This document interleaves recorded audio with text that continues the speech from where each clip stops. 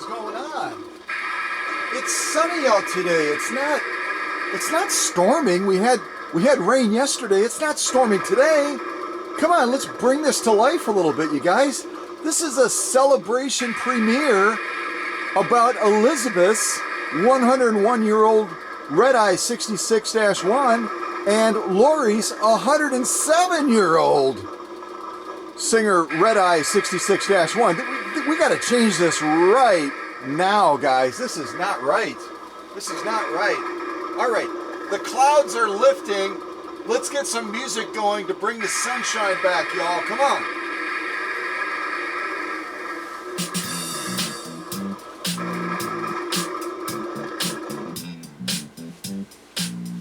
Yeah, that's more like it. Uh-huh.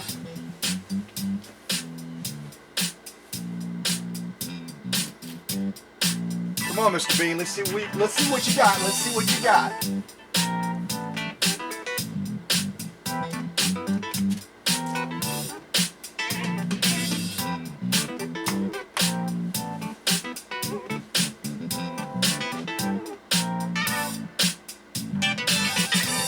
Yeah, that's Laurie's 107-year-old singer RedEyes 66-1. Come on, Mr. Bean. Yeah. Woo! Yeah.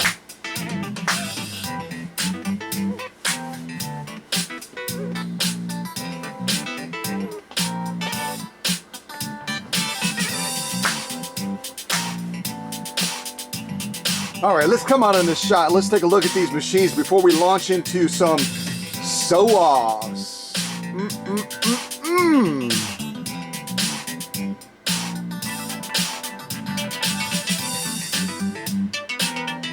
107 years old. Do you believe it?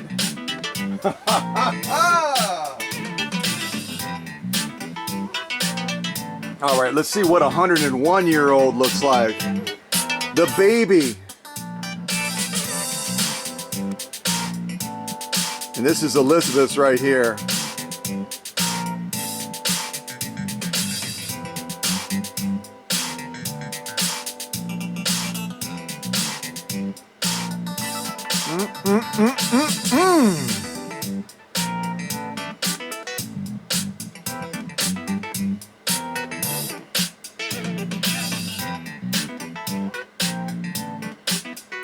Still there, Mr. Bean? Yeah, you are. Woo!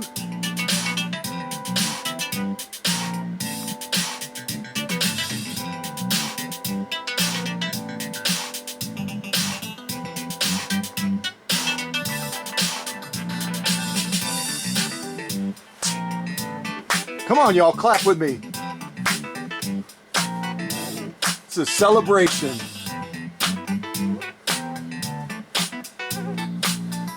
These two machines are a testimony of why we love vintage.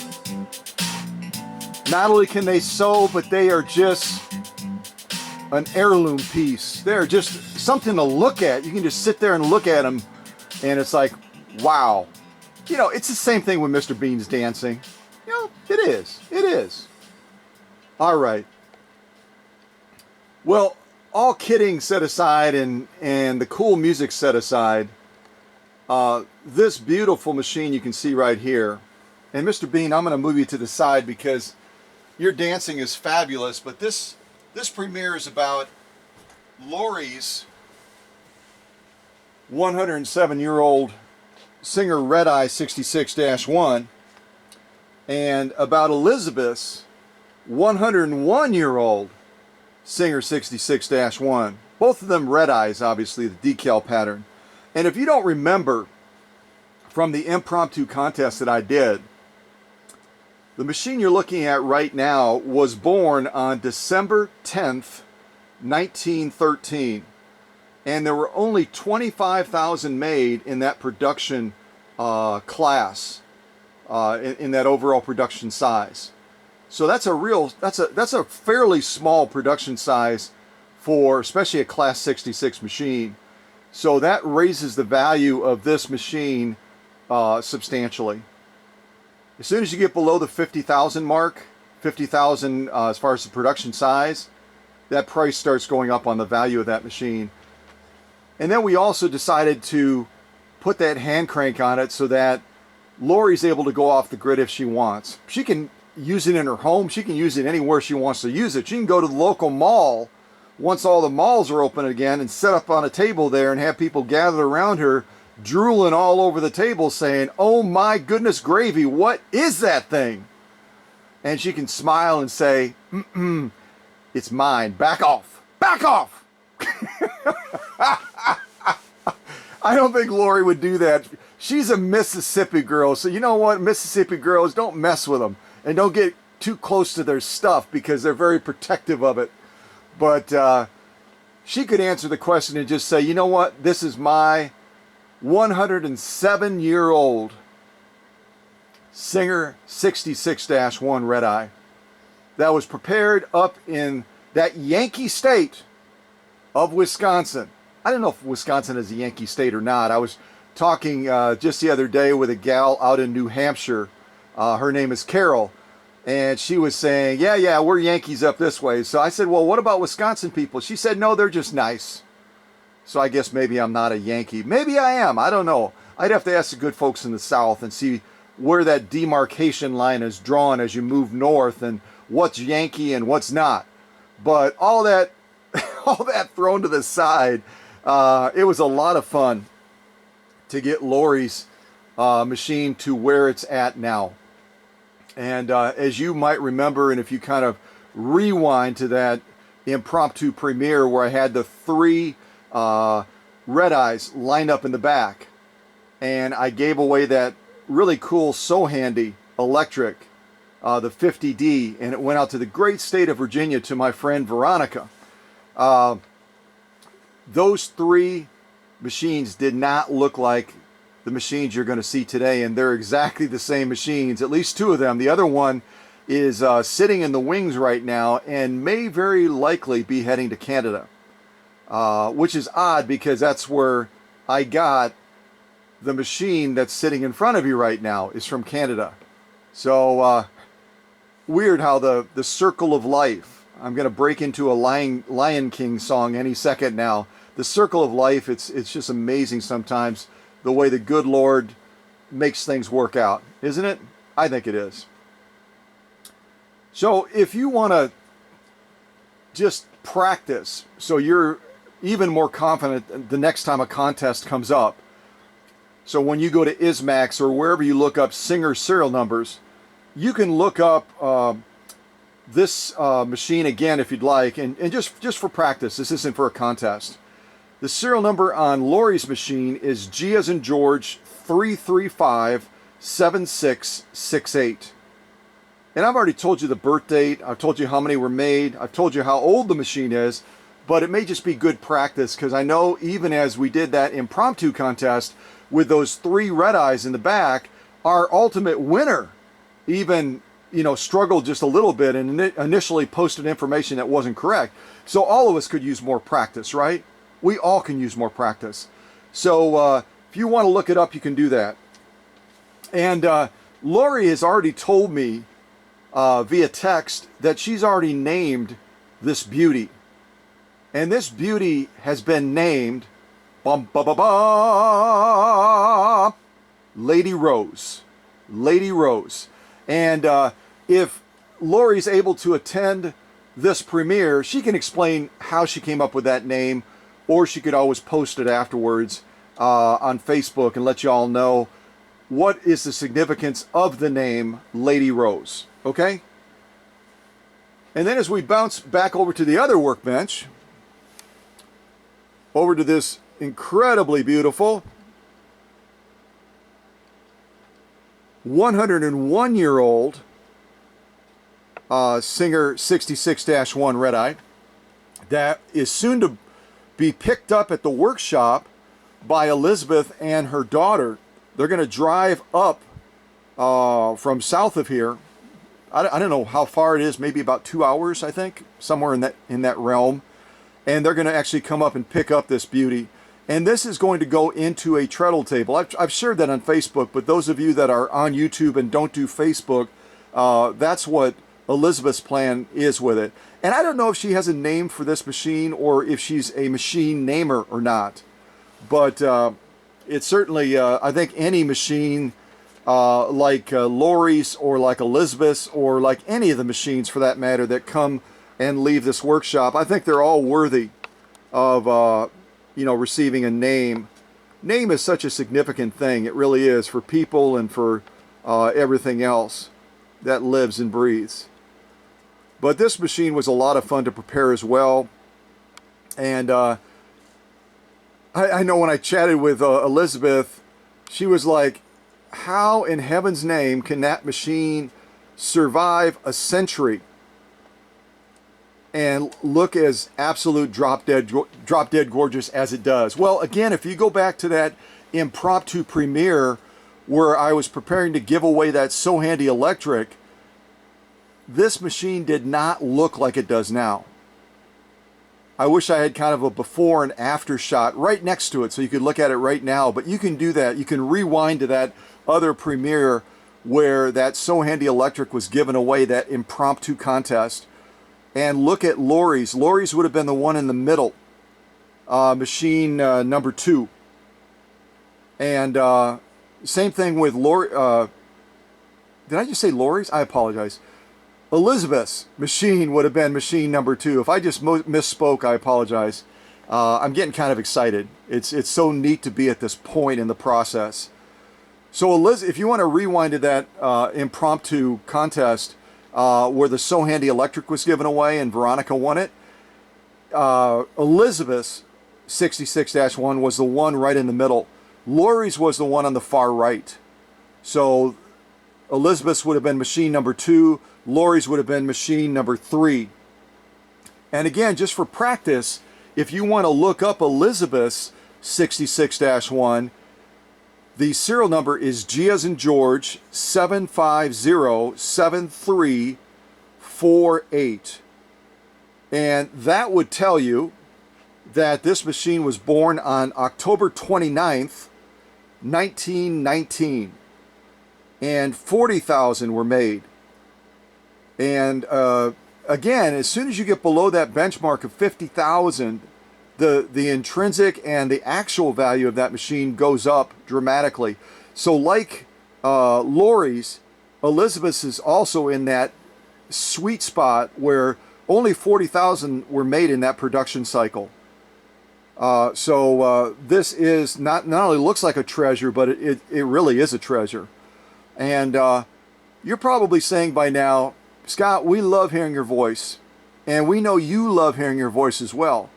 But are we going to actually see these genuinely antique machines? And again, what defines an antique?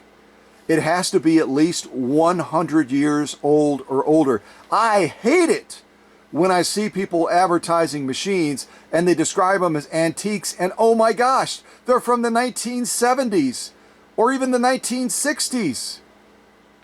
Or the 1950s. That's not antique. You've got to go all the way back to right around 1920 before you can start bragging about having something that is an antique. So y'all out there, if you're part of that little circle of doom, stop doing that. An antique has to be 100 years old or older. So both of these machines qualify. If you're promoting your machines on Etsy or eBay or Craigslist or Bonanza or whatever, don't call it an antique if it isn't an antique. Please. You're just confusing the folks out there that are looking at the possibility of taking a step towards vintage machines, and we don't want to give information that's not correct. Okay? All right. I'm done with my rant. Wow, I better breathe or I better start dancing or something so that I can chill out a little, huh? All right. Well, what is the saying? Age before beauty, right? I think we've got to start on the other workbench even though we're aimed at Elizabeth's 101-year-old Singer RedEyes 66-1 right now, Laurie's is 107 years old. So we're going to start on the other workbench, and we're going to enjoy a little bit of sewing with this really cool hand crank 66-1. So let's zoom in towards the needle. I could zoom faster, but I'm just kind of taking it easy. It's been a busy week. I wonder, would you like to? Yeah, let's do that. Let's do that. Let's do that. Let's do that. There we go. I don't want to come way, way, way out, but the fun of a hand crank, and I can do the same thing with Elizabeth's as well, because with Elizabeth's, and if you're not familiar with the 66-1 or the Class 66 series in general, they do not set even if you put them on a flat surface. They do not set, they're not even, they're not balanced. They're cattywampus, as my father would have said. So Laurie's in a base right now is perfect because it's solid, it's stable. And then if we real quick shoot back over to the other workbench, you'll notice that, wait a second, didn't you just say it's not level? It looks level, pretty level anyway. Remember my furniture pads to slide furniture? That's how I've got Elizabeth's leveled right now, because I didn't want to use the excuse of saying, well, this is a treadle table. Elizabeth did not want it in a base. I can't demonstrate it sewing. Yes, I can. I'll just use my furniture pads, and you can do the same thing. If you get a machine and it's not in a base and it doesn't sit level, you can level it out so you're able to use it until you can get it into a more permanent structure. Go out a little bit further here. There we go. I think that's pretty good. All right, let me see if I can get my camera to stop moving. It's a very happy camera. Okay, I think that'll work. And then I'll zoom in so you can look at the stitches, obviously. Okay, let's see if I can.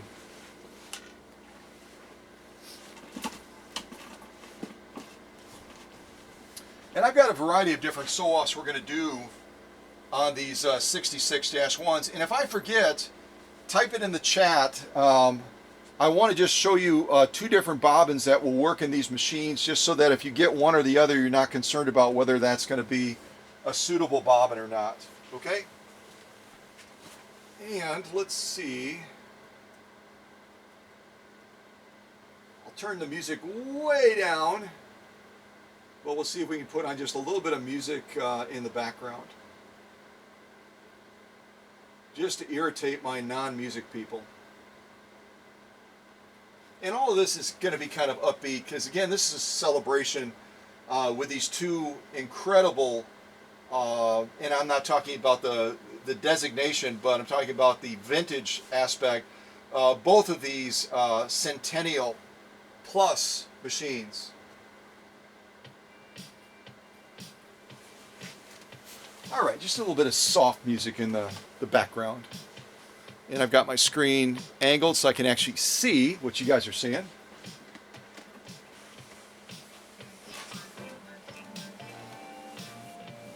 Okay, so what are we going to do first? Why don't we go ahead and jump right into some elk hide. You can kind of see that.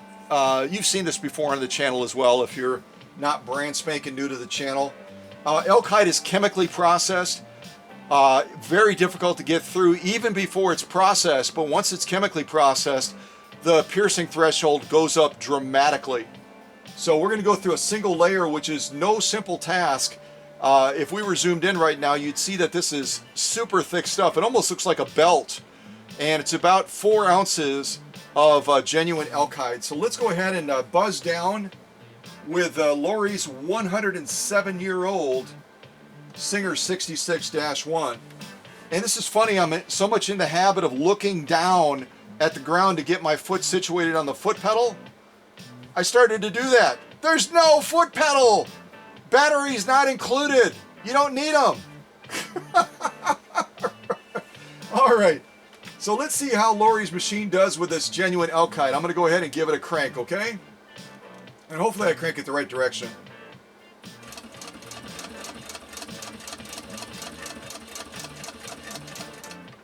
Folks, if you knew how easy it was to turn this hand crank, it's absolutely ridiculous. I mean, a child could crank this without even trying. A little kid could do it. Easy.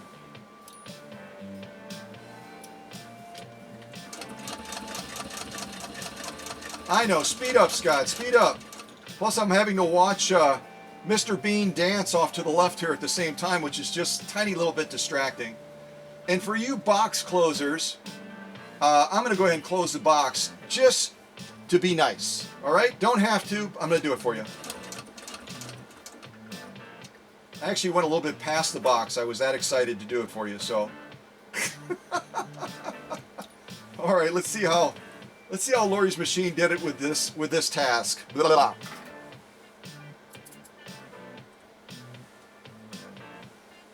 Oh my gosh, these are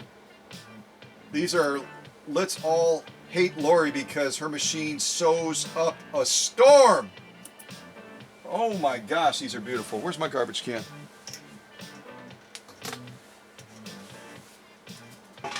I better put it in the middle because I'm going to be doing a little bit of moving around. Okay, so let me zoom in on this so you can see it. And I only have the benefit of the overhead LED lights. I don't have a light on either one of these machines because they're not really designed to have a light. You could always add one, but why do it? Come on, there we go. Thank you, Mr. Camera.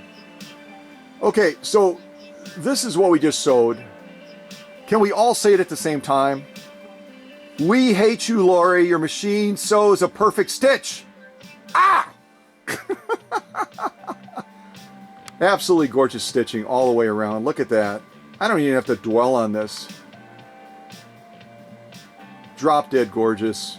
Laurie, wow. Wow! All right, let's turn it around, look at the lock stitch.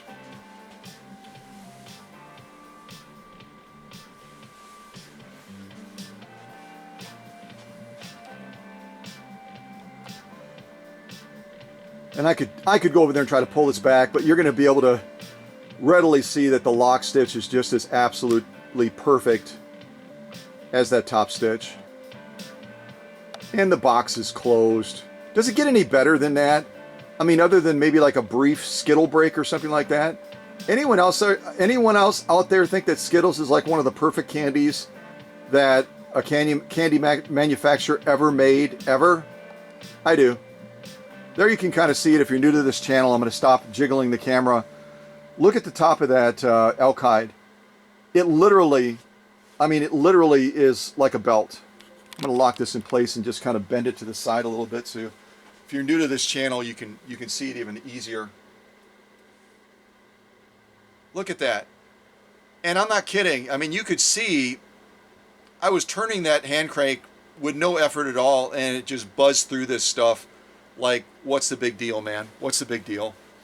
So let's go on to the other workbench, and we'll see how Elizabeth's 66-1 does with exactly the same task. And I'm hoping I won't have to goof around with the height on this too much, but I think I'm going to have to go up just slightly, just because, as I mentioned in other premieres, this workbench is quite a bit. And you know what? I'll widen the shot as well because I talked about the fact that I'm going to have to turn this by hand.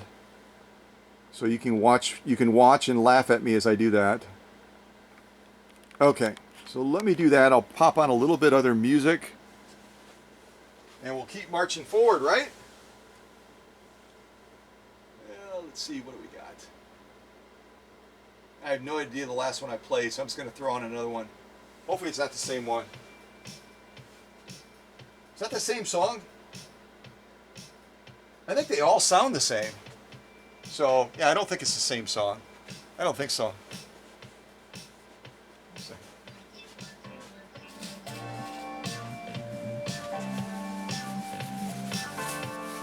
Laurie, this is for you.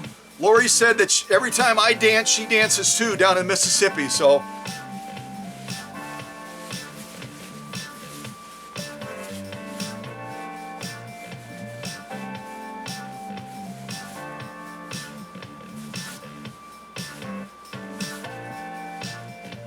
All right, we're going high speed. Watch out.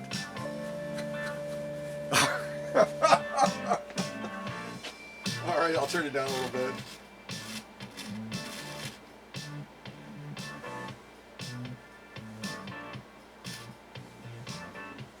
Okay, let's see how Elizabeth's 101-year-old Singer RedEye 66-1 does with the same task that we just saw Laurie's do.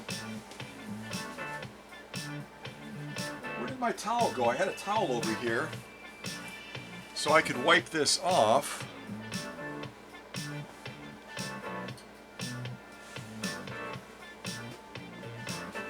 It's so weird. I hope Mr. Bean didn't take the towel. Maybe he wanted to clean his car. Okay, so we're going to do the same thing on Elizabeth's machine. We're going to go through 4 ounces of genuine elkite, and then I'll zoom in on it so you can see it as well. Alright, and here I don't have the benefit of the hand crank. Here I've got to use, basically palm the balance wheel and move it that way. And again, it's not in a base, so I better, keep it stable. Otherwise, I'll end up tipping the machine over. All right, are you ready? Here we go. And don't say faster because I'm just gonna laugh at you. Like, no way, man.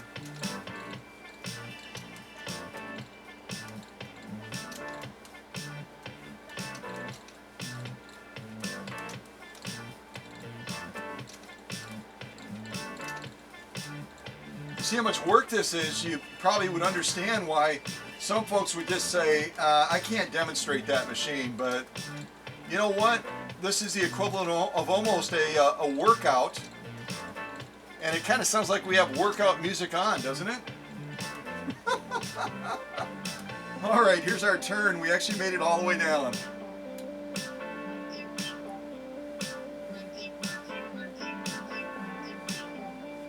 I think they just said work it, work it, work it, work it. That's what we should do, is we should do a sewing exercise video. What do you think? I could grab like a couple of 201-2s or 1591s and I could be like doing, I don't know, curls with them or something like that. Who knows? That would be fun. All right, we're heading towards the finish line, folks. We're heading towards the finish line.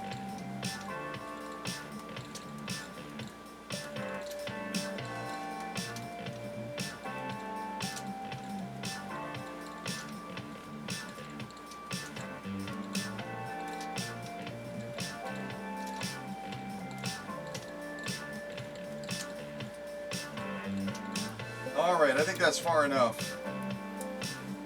I feel like I got my the equivalent of getting my steps in.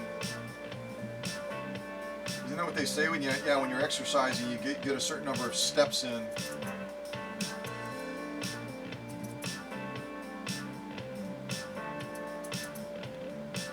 Okay, we're gonna get all these threads clipped, and we'll finally be able to zoom in. And yes, I intentionally decided to be a rebel and did not close the box on Elizabeth's machine. So, deal with it. Deal with it. All right, let's zoom in on this. I've got to drop my thread over there real quick.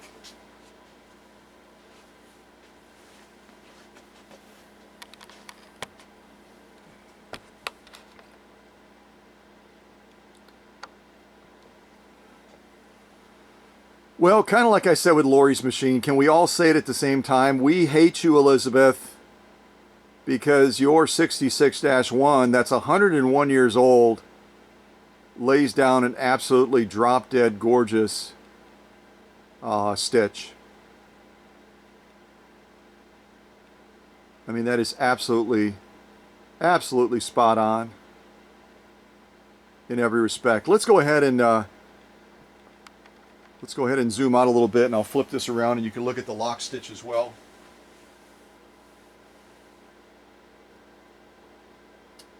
I know that my friend Bill down in Florida would not disagree with this. He would stand up and cheer.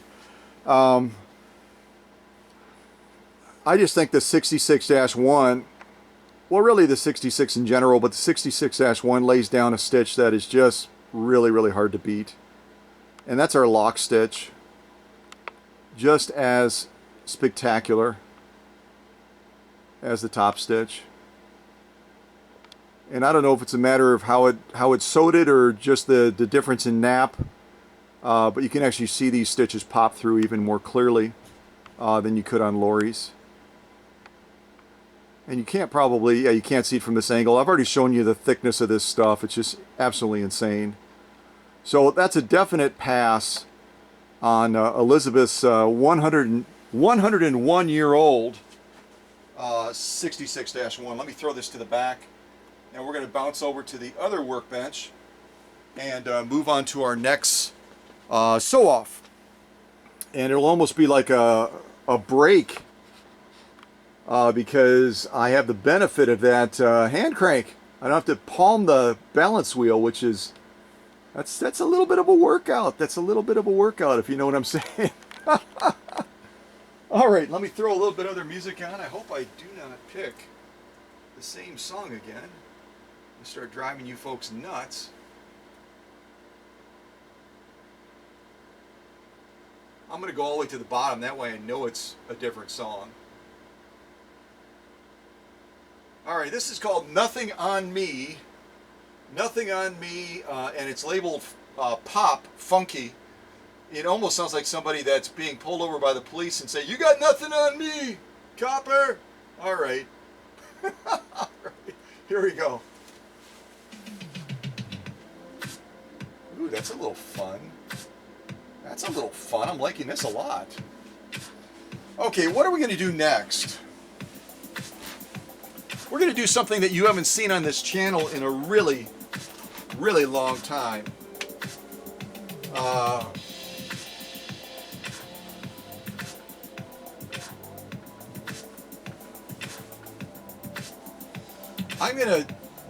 This is like a binding tape, and it's made out of,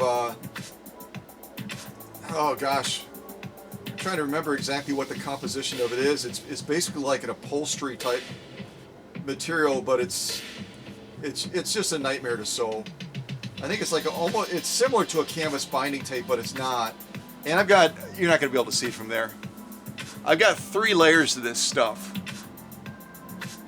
And it is the thick of thick. It's used for covering edges of furniture and that sort of thing. So, you know, it's just real tough stuff to get through. You can kind of see the back of it there as far as that mounting. It's almost like a tape base. So let's put that underneath the presser foot as well and see how this 66-1, that's 107 years old, handles a task as difficult as this. All right, here we go.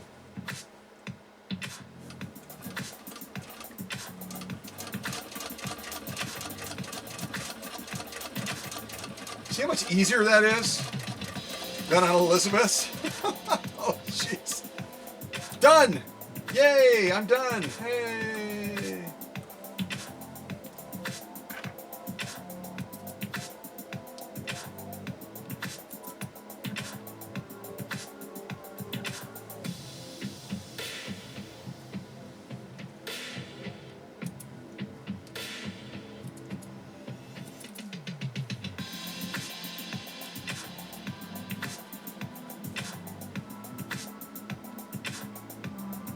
This is real tricky stuff too, because it's got that elasticity factor and it tends to try to manipulate the stitch. It tries to manipulate the feed of the material underneath the presser foot and over the feed dogs. It's some tricky stuff to sew with, especially when you're talking about 3 layers. No light sew off at all. And again, this stuff is built for endurance. I mean, it's used in conjunction with like reupholstering and stuff on furniture. So it is, it's some tricky stuff to work with. But it's not tricky enough to fool Laurie's 107-year-old 66-1 RedEye. That stitch is absolutely spot on. Don't you agree? Absolutely drop dead gorgeous. I know it looks like a leather, but it's not a leather. It's not a leather. It's almost like a vinyl.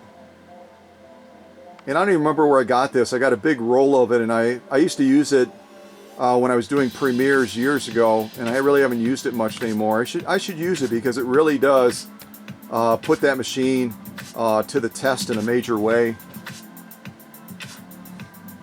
But you know what?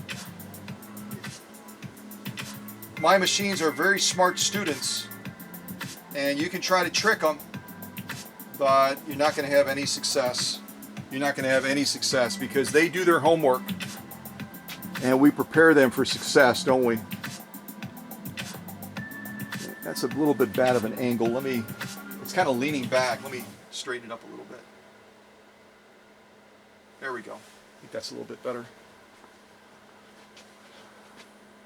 So this is our lock stitch, and that's actually a perfect angle. You can kind of see right there what we sewed through, those 3 layers of this almost like a vinyl, it's like a vinyl material. It's used for edging on furniture and stuff like that. Any of you that are hardcore upholsterers, you can let me know what you call it, but I just call it super tough stuff. It's super tough stuff to sew.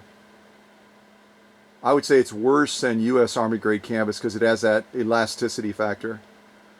But again, you look at those stitches, we already know who won that battle.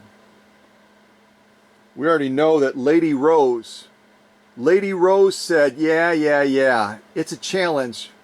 I got this. I got this. My new owner, Laurie's from Mississippi, and us girls down there, you're not going to get the upper hand on us. It's not going to happen. It's not going to happen. Isn't that gorgeous? So that's a definite pass. I want to kind of keep us going because I just ordered another battery for my camera. And this other battery runs just a little bit short of 2 hours, and then it decides to die. So I'd like to hopefully get a new battery in, and then we don't have to bother with that. So, all right, blah blah blah blah blah blah blah blah. Let's go back over to the other workbench over by Miss Elizabeth's 101-year-old 66-1, and I'll kind of keep that angle distance out a little bit so that you have the opportunity to see me get my workout. All right, Mr. Camera, please stay there. Thank you. All right, and for those of you that love total silence when I'm sewing, on this next sew off, I'm going to honor that. But don't expect it every time because, like I said, I love music. I just do. Okay, so we're going to sew the same stuff here. And I'd have to go back and watch one of my own videos from way back when to see what I called this stuff. But I'll just call it like a vinyl tape. It's some sort of a vinyl tape that's used in reupholstering. And it is tough stuff, real tough stuff. All right, so let me get that into position, and then I will get my workout going here. All right, you ready? Here we go. You're really not going to hear anything. I mean, there's no motor running. You might hear the jiggle of the spool of thread on top. That's about it. Kind of neat thing about treadles and hand cranks is they're real stealthy when it comes to using them. I have one customer that lives out in the Carolinas and bought a number of machines from me. And one of the machines she bought specifically was a hand crank because her husband enjoyed watching TV after a busy day, and she wanted to be in the room with him but wanted to be able to sew. And so she got the hand crank, and it was, I joked with her, I said, I saved your marriage.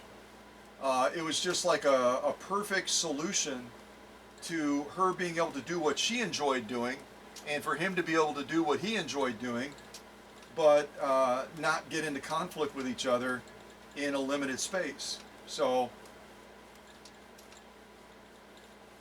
almost there, folks. It takes a while. You actually see the machine kind of rocking, even though I have it supported on these pedestals.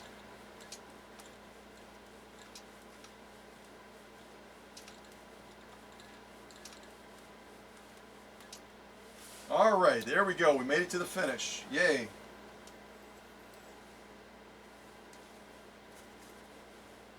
All right, let me give these threads a clip, and then we'll zoom in on these stitches as well. And I can already tell you what I'm seeing up close. Wow. Another reason to hate Elizabeth, because this machine, even with a material like this, just laid down a stitch that is the cat's meow. And I'm not even a cat person. How does that work? All right, so I've got that down. Stay, stop wiggling, stop moving. I've got that down there, and hopefully it'll stay put while I zoom in on it. Because these are worth seeing. These stitches are wow.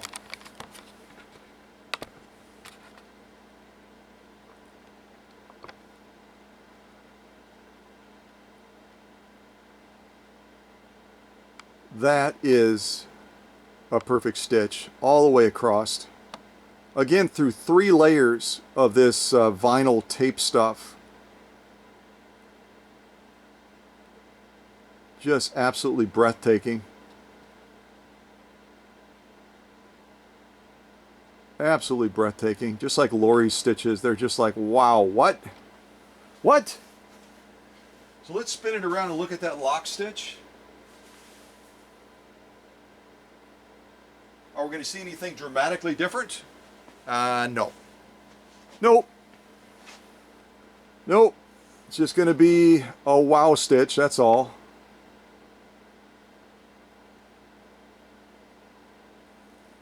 Actually, I've got that leaning back a little bit. Hold on a second. This stuff is tricky because it's got that elasticity, so it tends to... There we go. I think that's the right angle now. It tends to kind of, almost like a snake, it starts to try to curl as you're trying to film it. But those are absolutely drop-dead gorgeous lock stitches as well. And I doubt I'll have time, but I would love to be able to zoom in on these as well so you could really, really appreciate just how gorgeous these stitches are, in fact.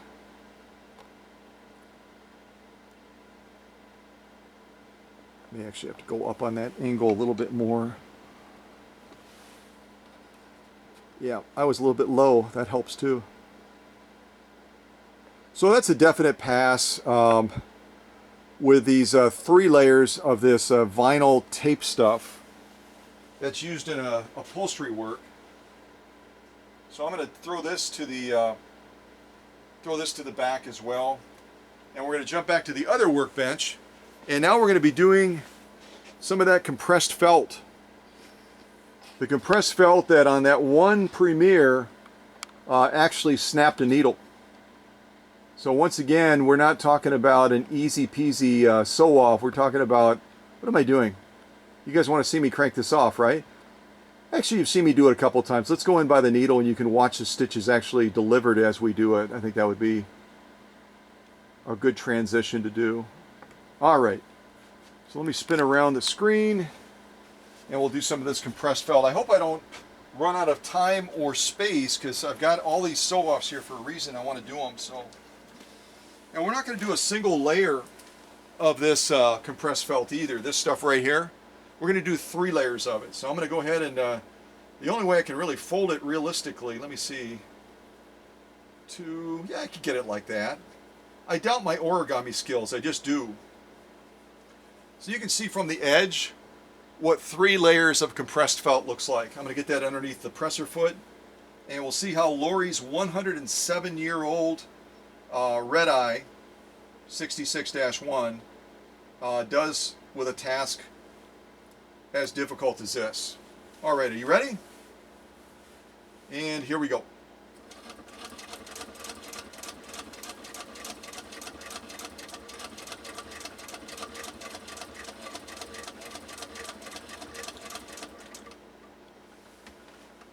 Oh, it just cranks. It cranks so beautifully. So beautifully. Get that back into place.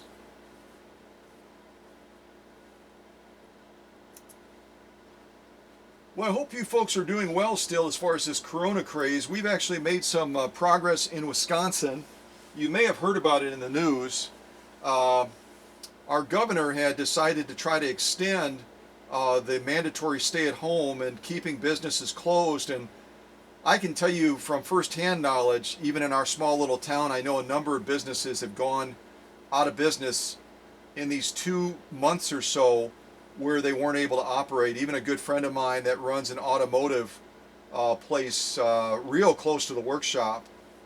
And the Supreme Court in Wisconsin declared that what he was doing was improper or illegal. So stores are starting to open now, restaurants are starting to open, and I just hope everybody stays safe. You know, I know it's always a tough call as far as what to do and when to do it. So at any rate, it's definitely not a tough call to declare that Laurie's machine has done again a perfect stitch through these 3 layers of compressed felt. Trying to move the camera real slow so you can see them as we go across. The spacing, the formation, the integrity of the stitch, the presentation of the stitch is just absolutely spot on in every respect. Just absolutely drop dead gorgeous.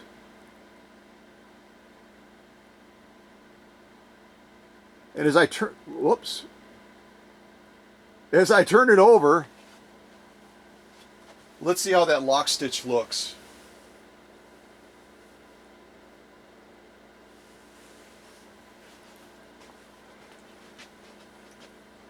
Wow. It just doesn't get any better than that, folks.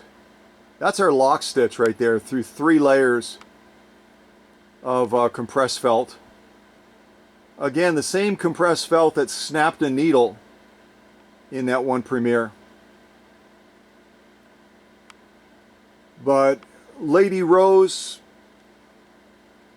she just looked at this and let out a ladylike chuckle and said, all right, you can have your little glory, but I am going to defeat you. I am going to defeat you. So that's a definite pass for Lady Rose, going through those 3 layers of compressed felt. Go ahead and jump to the other workbench, and we'll give Elizabeth's 101-year-old 66-1 an opportunity to also show her stuff with a sew-off. And again, I'll zoom in on this since you've already seen me working the balance wheel. Not that that's horribly exciting, but kind of interesting. I mean, that's your choice. If you're going to sew without a treadle belt and without a hand crank and without a motor, you better get ready to turn that balance wheel by hand, you know what I mean? Okay, so let's do our 3 layers of compressed felt on Elizabeth's machine as well. I'm going to go ahead and give it a fold. And this is a little bit smaller of a sample, which is good. I won't have to crank it as far. But again, you can see readily, I think you can see readily. Where am I? Oh, I'm all the way over here. Duh. 3 layers of compressed felt. All right, let's get it underneath the presser foot, and I will get my little palm ready to go to work so we can see how Elizabeth's machine does with the same task. All right, here we go. And I don't know if you're going to be able to see it. My arm is going to kind of be in the way. Well, I apologize. I don't know how else to do it. I could kind of try to do that, or I could try to stand.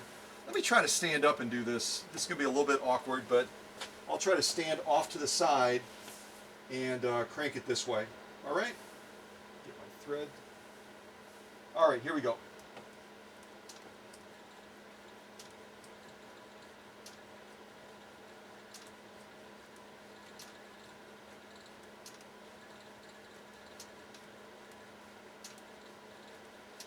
I've actually got my fingers wrapped around the balance wheel, and I'm just kind of like the real big guys that play basketball and they can palm a basketball, which never ever have understood how they can do that. It's like a superpower.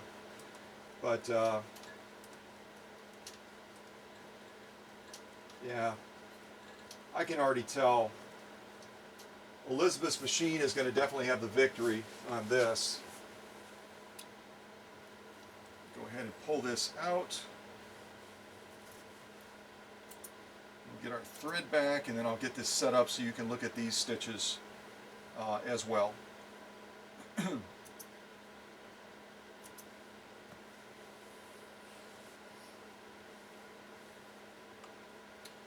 All right, I'm going to show you the top stitch first, and we'll kind of zoom in on it.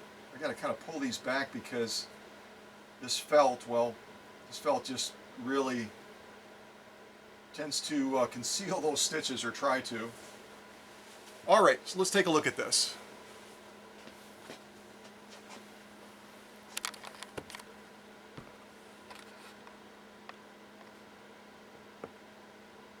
Absolutely spectacular.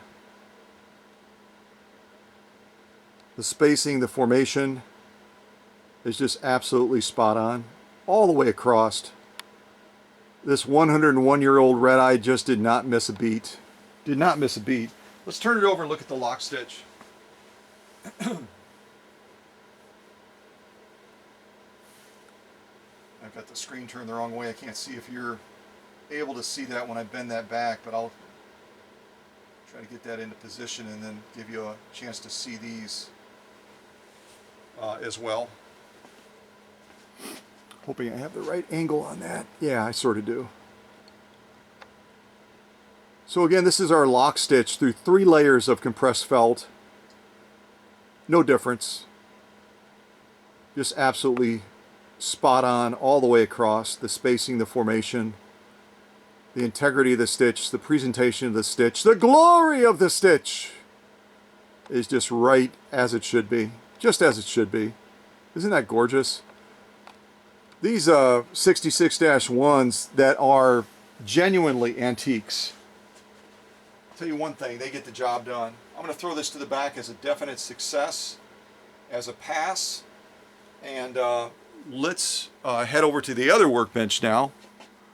And we'll go on to our next sew-off, which is going to be leather.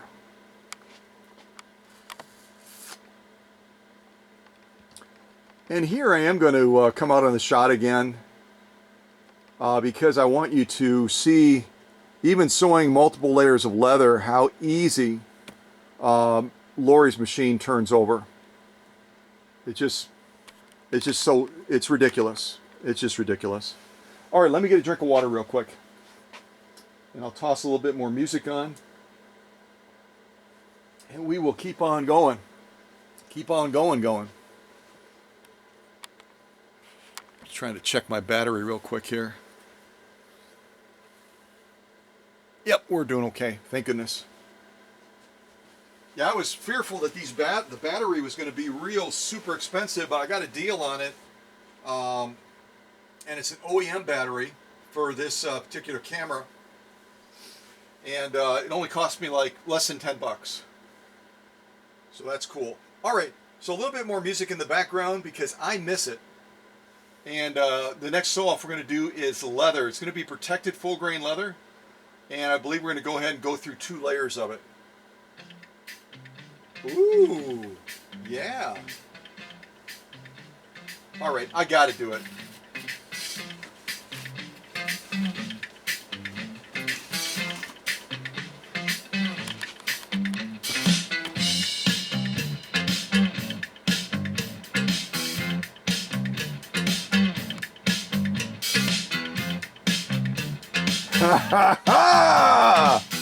Come on. Come on, Mr. Bean. Yeah, you know what it is. Are you dancing, Laurie? Laurie said she loves Mr. Bean and she loves dancing, so I said, okay, you're my new dancing partner. Come on, girl, let's do it.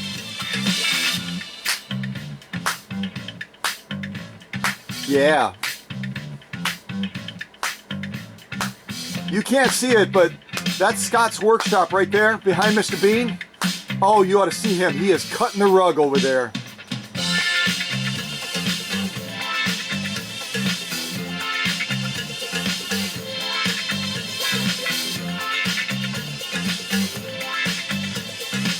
Ha ha ha! Woo!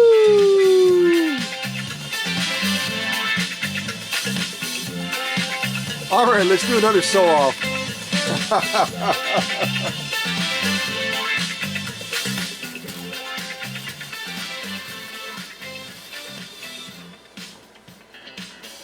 Oh, this is the best part of the song, and I turned it down. Bummer! Hey, you ever see those commercials where they're showing how stable a mattress is? And they have a beautiful lady, and she sets like a glass of wine on the mattress, and then she's like walking around on it, doing all kinds of crazy stuff, and the wine doesn't spill, right? All right, let's do the same thing with Mr. Bean. Can you see him? Yeah, he's in there. He's in there. Let's see if we can sew off this protected full grain leather without knocking Mr. Bean off. So here's our leather right here, the thick of thick. I'm going to go ahead and fold it in half, and we're going to go ahead and buzz down and see if we can do 2 layers of this. That was kind of a cool song. Mr. Bean, how can you dance with no music? How is that possible? I can't dance without music. All right, hold on a second.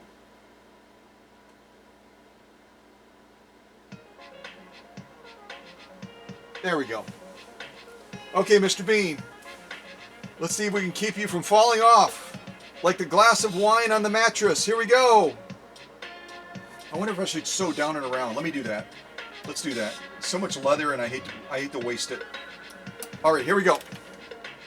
Hang on, Mr. Bean. Hang on, sir. Hang on.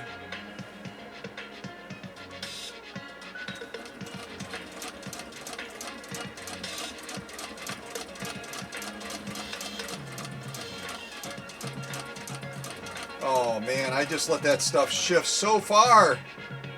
I didn't shift Mr. Bean, but I sure did shift the leather. Oh, Mr. Bean, where do we go wrong? Where do we go wrong?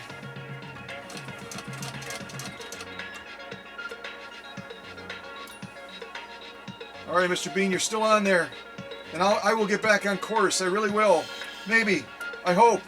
Here we go. I got to get back on course. I'm on a single layer right now. Oops. I got to cheat and lift the presser foot and get it underneath that leather. Help, Mr. Bean, help. All right. I hope I did it. Yes!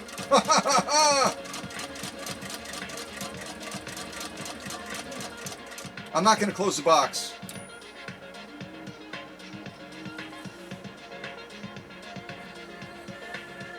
All right, let me give this a clip. Come on, clip, clip. Good job, Mr. Bean. Thank you for having your seatbelt on. Keep your arms and feet in the ride until the ride comes to a complete stop. Thank you.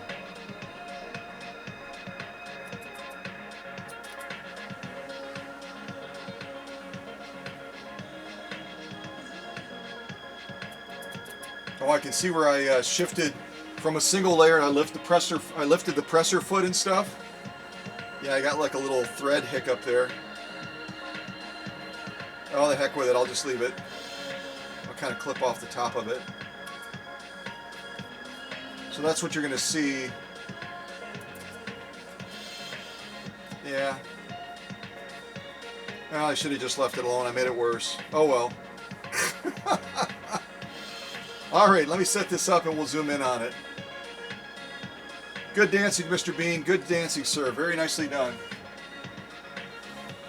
All right, let's zoom in on this. 2 layers of protected full grain leather with Laurie's 107-year-old Singer 66 RedEye. In spite of my not so stellar sewing of, come on there, missing the layer and everything like that, it was goofy. But we still laid down an absolutely drop dead gorgeous stitch. Look at that. In spite of my shortfalls, Lady Rose jumped in and said, I'll pick up the slack for you, Scott. I'll pick up the slack for you, brother. Thank you, Lady Rose. Beautiful stitching. Except for right there where I went up on the next layer. Yeah, that's a mess. Ignore that.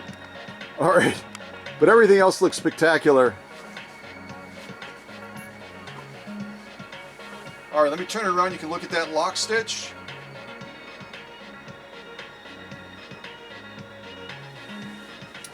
And then we're going to do the same thing on Elizabeth's 101-year-old red-eye.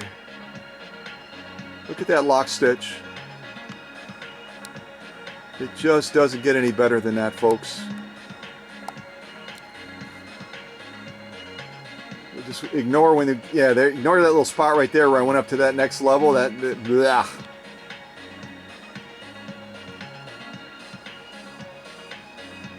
Those are absolutely drop-dead gorgeous stitches, folks.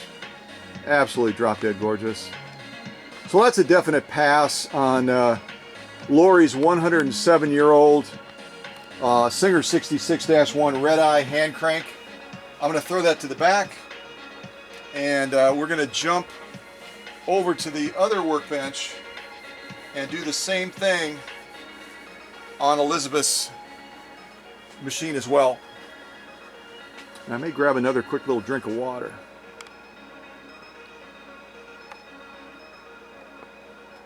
Yeah, you can laugh at me.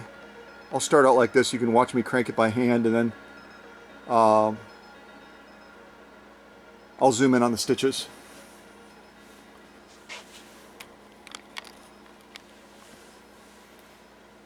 All right, another quick drink of water.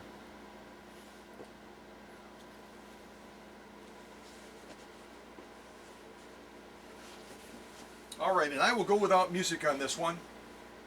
Again, to honor my friends that like silence.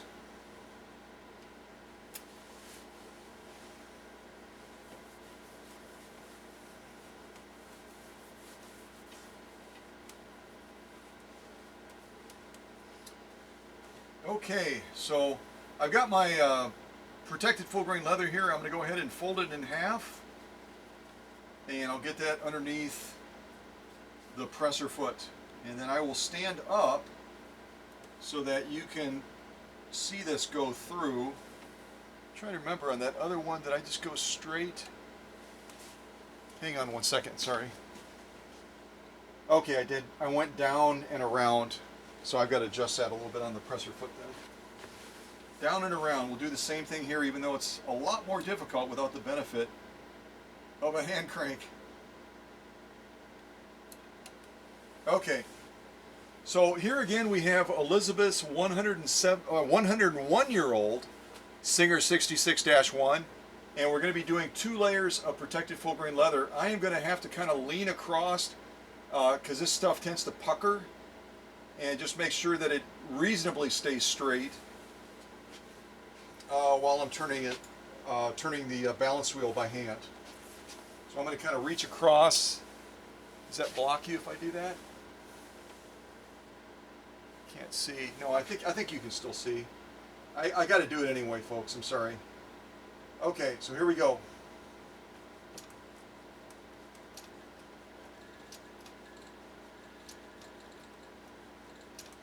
And yes, I do have fairly strong hands because of the work that I do.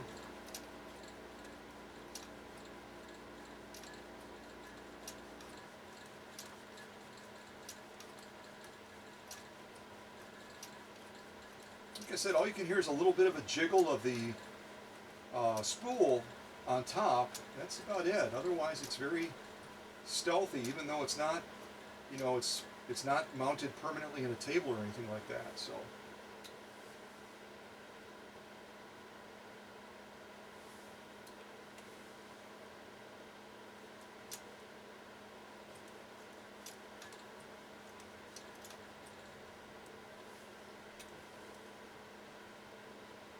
right, and I'm thankful to say we're heading towards the finish because this is a little bit of a workout.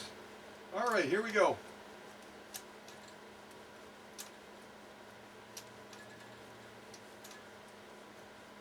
Probably one of the narrowest turns I've ever made.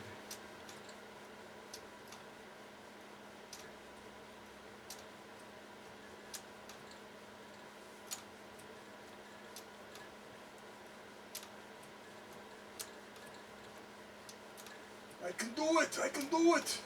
We're here to pump you up. Arg! Arg! All right, I'm done. Yiko Daikos, that's a little bit of a challenge. Okay, let me pull that through. And then we'll zoom in on this so you can look at these stitches up close.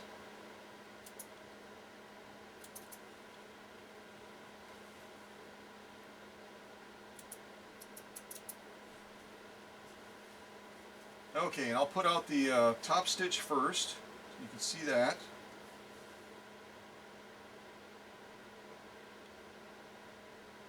I think that angle is...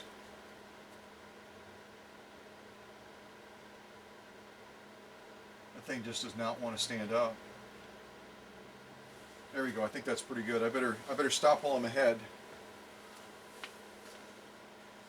Okay, so again, we're looking at 2 layers of protective full grain leather.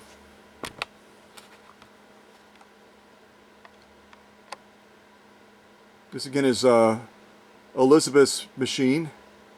And I actually made that narrow enough I don't have to go over the top and then come to the bottom. You can look all the way across.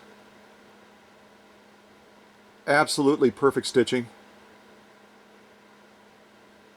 Every respect. Look at that from the side, folks. That is the thick of thick. 2 layers of protective full grain leather. And that stitch is absolutely brag-worthy. Absolutely brag-worthy, without a doubt. We'll come out on the shot a little bit. We'll turn it around and look at that lock stitch.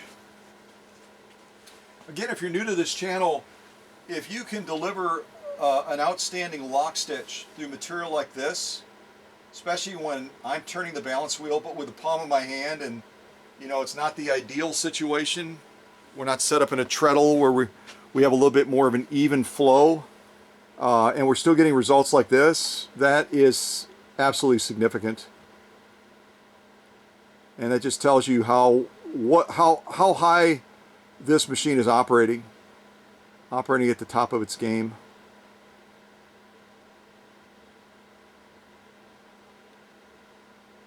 It just doesn't get any better than that, folks. Look at that nap. The nap on that protected full grain leather. I mean, it just looks like, good luck, buddy. Good luck.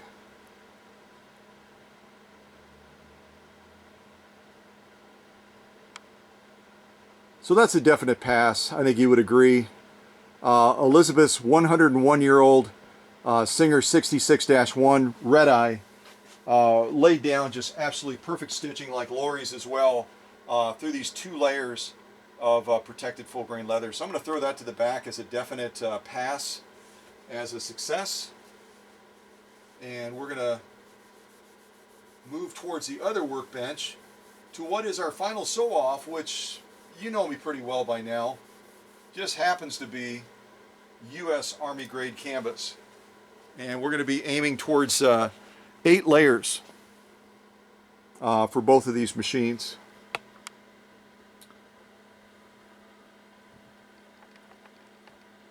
All right, and I'll come on the shot again just so you can watch me operate the hand crank. It's kind of fun.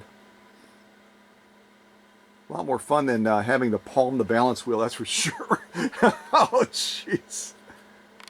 How's our battery doing? Our battery is hanging in there. I can't wait to get the new one, though. Gosh, that's going to be so exciting.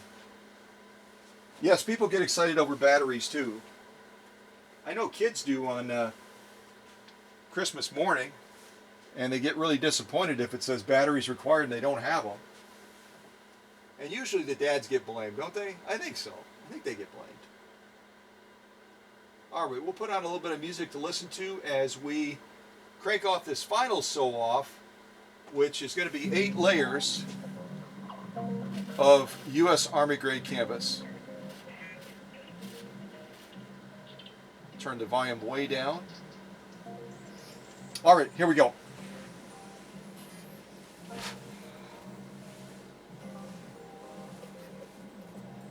Trying to decide how I can best fold this. Not a real big sample, you know what I mean?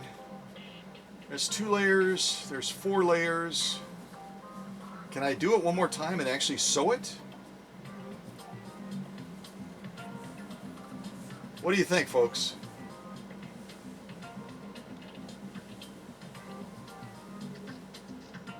Eight layers of U.S. Army grade canvas, and it's super, super thin.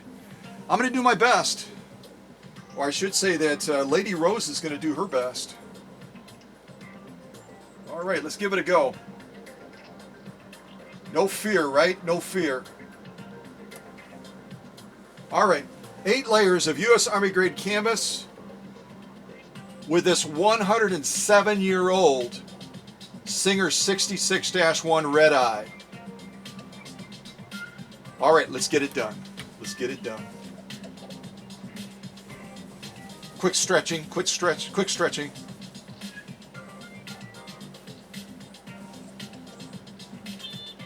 All right, here we go.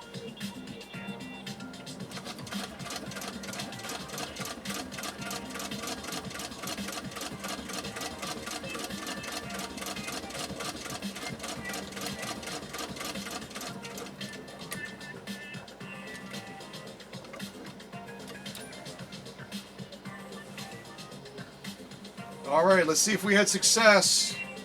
If you think that was easy, try it on your machine.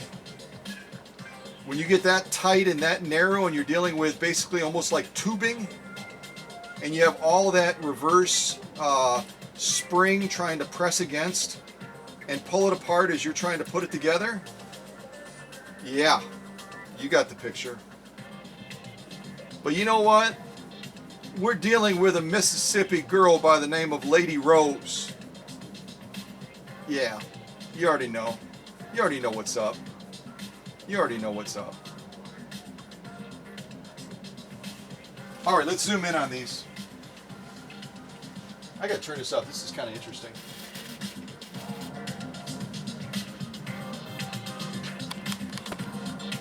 All right, here we go.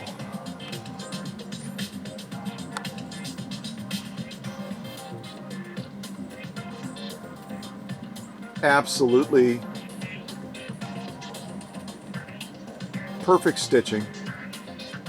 The spacing, the formation, the integrity of the stitch, absolutely spot on. I'm moving kind of quick because I'm looking at my battery dropping now. I'm getting nervous. It was doing great and now all of a sudden it's decided it's getting tired. Here's our lock stitch. Again, look at it from the side, folks. I can't see what you're seeing. Ah! Look at it from the side. Crazy, right? Okay, let's take a look at that lock stitch. I think that's our lock stitch. I lost track.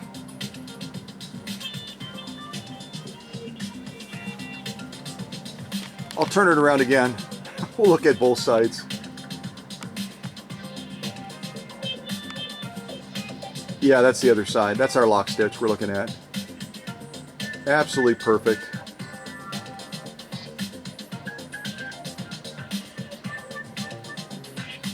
Look at that from the side. It's a Chicago phone book. Dial 411 for information.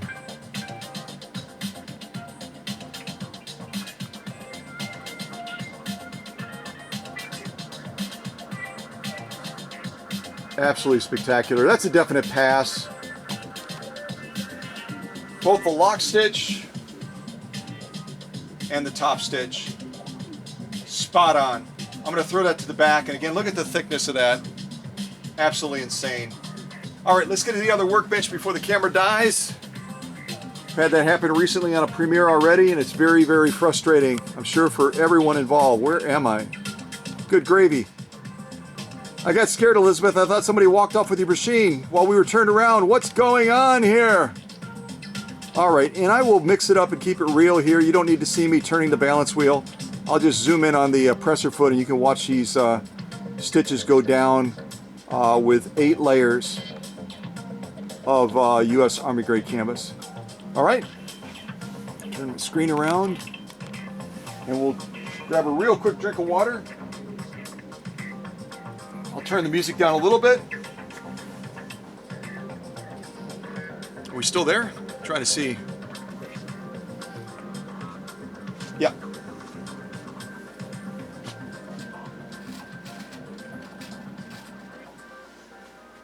Okay. So we're aiming towards 8 layers of U.S. Army grade canvas.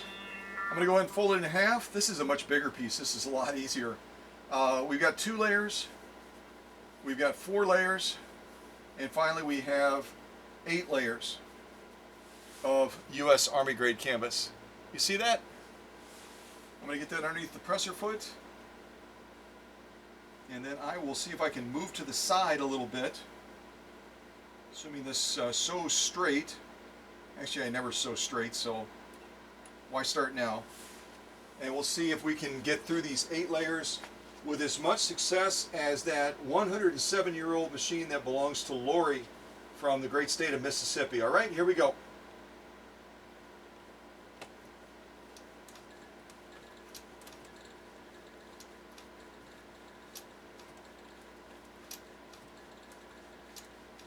I feel like a basketball player. I'm palming the balance wheel. This is so exciting.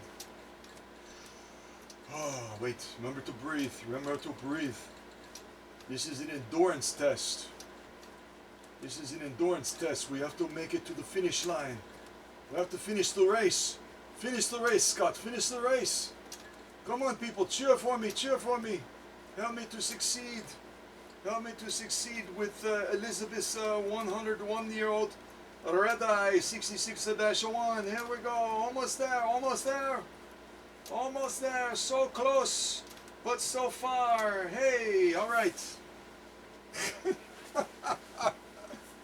All right, let's see how Elizabeth's machine did with the same task we just took Laurie's through. Give those a clip and then we'll look at these stitches.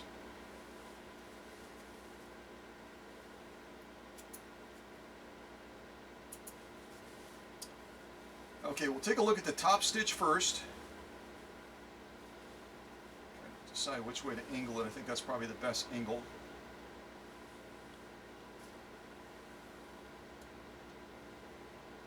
I'm cheating and I'm putting the clippers in front of it because it will not stay straight. Okay, let's zoom in on this. We're getting low on battery. Low battery. Okay.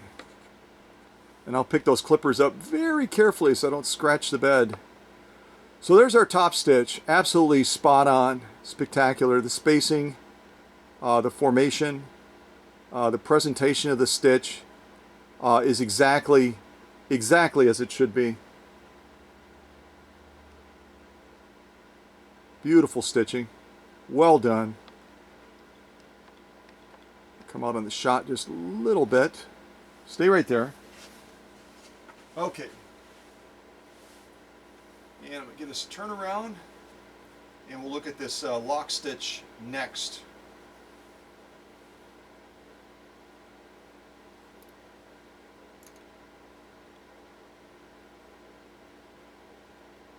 Come on. Okay. So now we're looking at the lock stitch and I can already tell that that's going to be spot on as well. The spacing, the formation, and that's even on that layering part right there, which tends to screw around with the stitch quality. The stitch is just absolutely spot on. Look at all those layers right there. It's absolutely insane.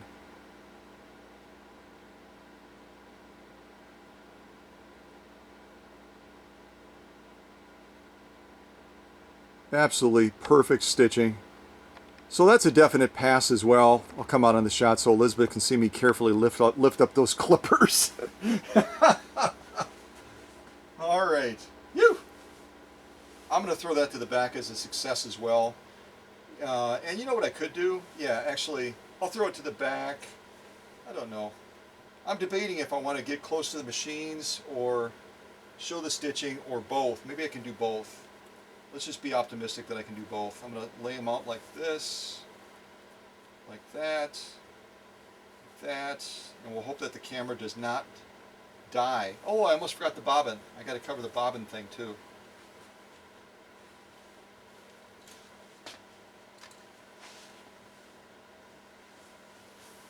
Oh, I should do the same thing over here. Do I have them in the same order? There, there, there.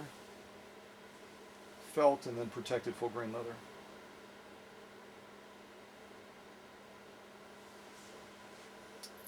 Okay, real quick, because we are going to run out of juice here any second now.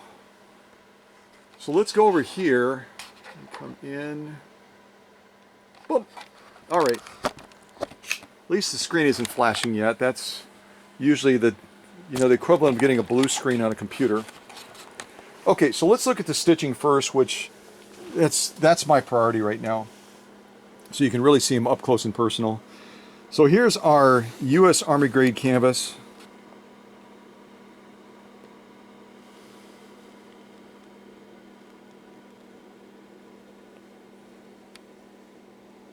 And you've already seen both sides of these, so I'm not going to fuss with trying to flip it over to.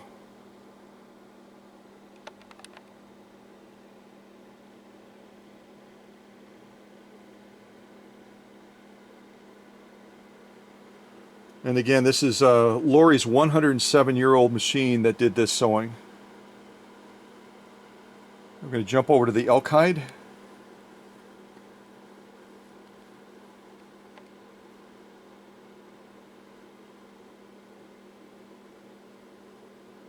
And then over to the vinyl, whatever this stuff is. I wish I could remember what I used to call it. Oh, come on now, camera. I know your juice is getting low, but we've got to finish the race here. Finish the race. Maybe if I come from the side a little bit, I think that helps a little bit. Yeah, it does. Beautiful stitching all the way down.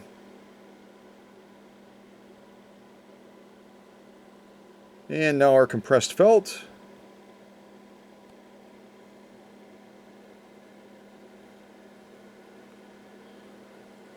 And our protected full grain leather.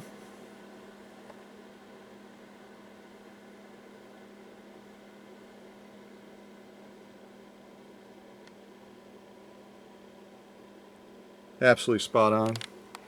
And now real quick, and you've already seen these in the still shots on Facebook, but I'll just kind of give you a little bit of a closer look at Laurie's machine. Beautiful faceplate. Did a lot of work, obviously, on the paint patina to give it some of that luster back, and I think that was a definite success, and it also helps revitalize those decals as well. There's our beautiful badge mark.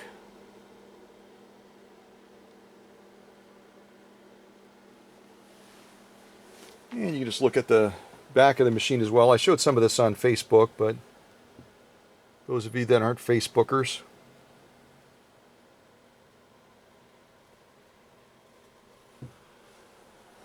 And our hand crank as well.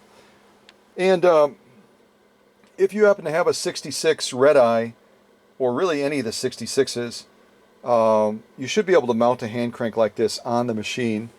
And I wanted to point out these bobbins real quick. There are some class 66 bobbins that look like this, that basically have 4 holes, 3 bigger holes and 1 smaller hole, and they do work beautifully, both in the bobbin case, drop-in, basically a drop-in style in this machine, and also for winding. And that's a problem you'll run into sometimes, is a bobbin will work in the raceway, but it will not fit that winder correctly, so you need to check both. And these are another type that have a single hole, and these work beautifully as well. And so I'm going to be giving the ladies, what is it, 1, 2, 3, 4, 5, 6 bobbins. There's 1 in the camera, or 1 in the camera. Ugh! I hope there's not 1 in the camera. 6 of these, 1 in the machine already. So So a beautiful 107-year-old machine, 66-1 that's going to be heading to Mississippi. Drop dead gorgeous. Also in that custom oak base that the customer specifically requested, and I sourced it for him because I take care of my customers. Right, Laurie? All right, so beautiful machine, and that'll be shipped really, really soon. So let's go over to the other workbench real quick before our camera dies, because I want to give equal airtime to both of these spectacular customers and spectacular machines. So here's our 8 layers of U.S. Army grade canvas. And that stitch is just absolutely spot on. Got to kind of zoom in over here because I'm like off camera almost.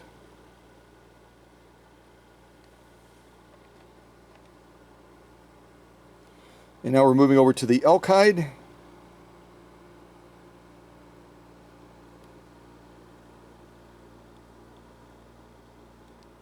Spot on. And this vinyl stuff.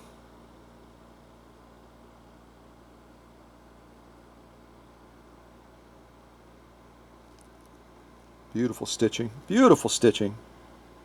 Abundanza.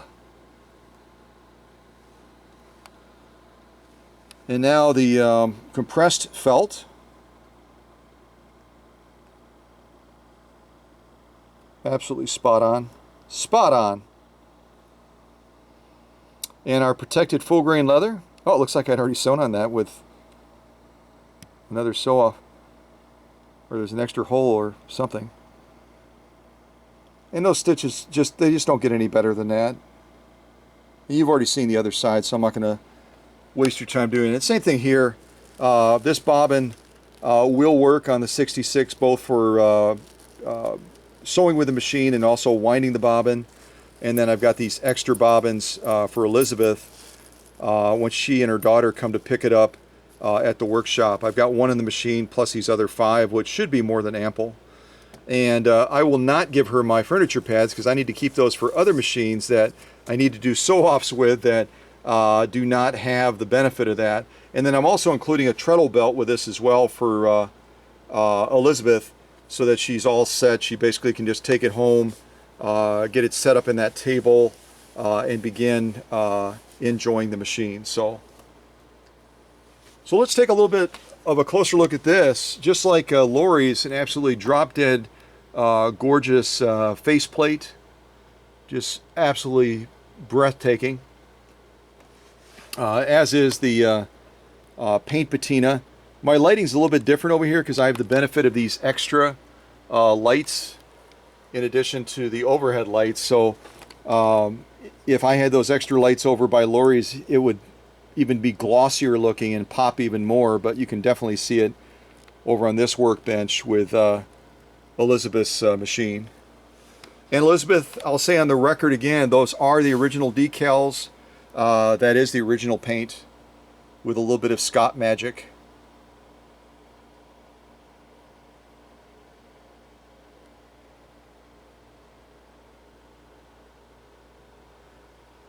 And real quick, if I have enough energy left on this, I'll just show you the side of the balance wheel as well. And we'll go on the back of the machine. And you've seen some of this already on Facebook if you follow me on Facebook. So real quick, to help out these ladies, and Elizabeth in particular said, if you can give me a little bit, you know, the manual will be great, but show me as well on camera. So on top, when we come off the spool pin, we're going to come across the top. You're going to thread right through here, straight down through the tension discs, and make sure that that thread gets pulled in there nice and taut, so it's fully between those discs. You're going to come around, then go around and go over the top of this spring release. Okay, go across that spring release, and then you're going to come underneath here. Come up to this take-up arm, come all the way across the faceplate, through here, through that threading point as well. And the needle is going to be inserted with the flat side towards the balance wheel, so the flat side is going to go towards the right. And then you're going to thread this machine, as you can probably see in the shot. You're going to thread this machine from left to right. And then with the bobbin in there, I'll just hold this bobbin as an example. When you put that bobbin in, the thread is going to be coming over the top of it. Excuse me, coming over the top of it. So as that thread is pulling, it's going to be turning the bobbin counterclockwise. Okay? So make sure that thread is coming over the top when you do that. Okay? So also another spectacular machine, this 101-year-old Singer 66 RedEye. Both machines did just a spectacular job with the sew-offs. Just a super duper job. Oh, I know, I should point out another thing too that's pretty important. This is your stitch length control right here.